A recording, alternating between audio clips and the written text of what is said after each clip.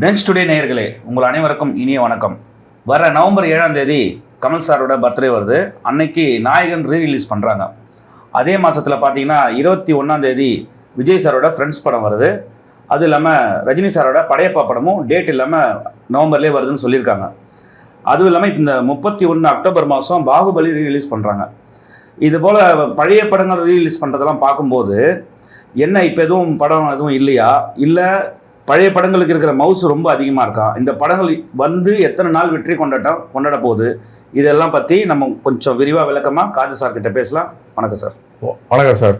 Sir, இப்போது October 31 Baahubali இப்போ கிட்ட நெருங்கிட்டோம் டேட்டு. அப்புறம் கமலஹாசன் சார் நவம்பர் 7க்கு நாயகன் ரிலீஸு, நவம்பர் 6 ரிலீஸ் ஆகுது. நவம்பர் 6 ரிலீஸ் ஆகுது. அதுக்காக நவம்பர் 7 அவர் பர்த்டேனால ஒரு நாள் ரிலீஸ் பண்ணுறாங்க. நவம்பர் 21 ஃப்ரெண்ட்ஸ் படம் எல்லாருக்குமே தெரியும் எப்படிப்பட்ட படம். ஒரு கான்ட்ராக்டர் நேசமணி. ஆமாம், நேசமணி ஒரு கேரக்டர் இருக்குது. படையப்பா படம் எப்படிப்பட்ட படம்ன்றதும் எல்லாருக்கும் தெரியும். இதெல்லாம்